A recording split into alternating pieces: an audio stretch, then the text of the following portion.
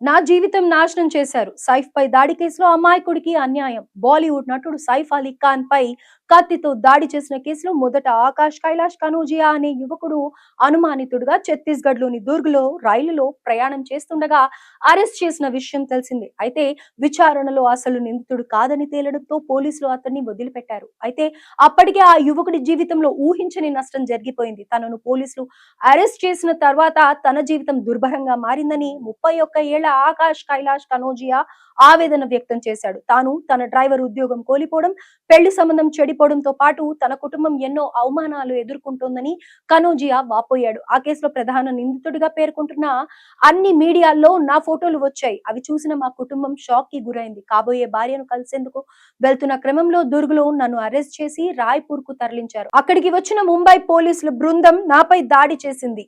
ఆకాష్ కనోజియా ఆవేదన వ్యక్తం చేశాడు. తాను నిందితుడిని కాదని తెలియడంతో పోలీసులు విడిచిపెట్టారు తెలిపారు. అయితే పోలీసులు అరెస్ట్ చేశారన్న కారణంతో తాను తన ఉద్యోగం కోల్పోయినట్లు తెలిపాడు. అంతేగాక తనతో వివాహం వద్దని అమ్మాయి తరపు కుటుంబీకులు నిశ్చయించుకున్నారని వాపోయాడు. అయితే తనపై కఫ్ రేడ్ గుర్గావ్ లో 2 కేసులు ఉన్న మాటలు నిజమేనని తెలిపాడు. ముంబై పోలీసులు చేసిన తప్పిదం కారణంగా తన జీవితం సర్వనాశనమైందని ఆకాష్ కనోజియా వాపోయాడు.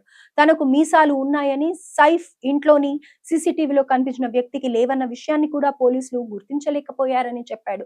కొన్ని గంటల్లోనే అసలు నిందితుడు దొరికాడని, లేదంటే ఈ కేసులో తాను ఇరుక్కునేవాడినని పేర్కొన్నాడు. తనకు జరిగిన అన్యాయంపై సైఫ్ ఇంటి ముందు నిల్చుని ఉద్యోగం కోసం వేడుకోవాలని యోచిస్తున్నట్లు కనోజియా చెప్పుకొచ్చాడు. కాగా కనోజియాను అరెస్ట్ చేసిన మరుసటి రోజే బంగ్లాదేశ్ కు చెందిన షర్పుల్ ఇస్లాం షర్మోజూద్ మహమ్మద్ విజయ్ దాస్ అని తన పేరును చెప్పుకుంటున్నాడు. అరెస్ట్ చేశారు ముంబై పోలీసులు.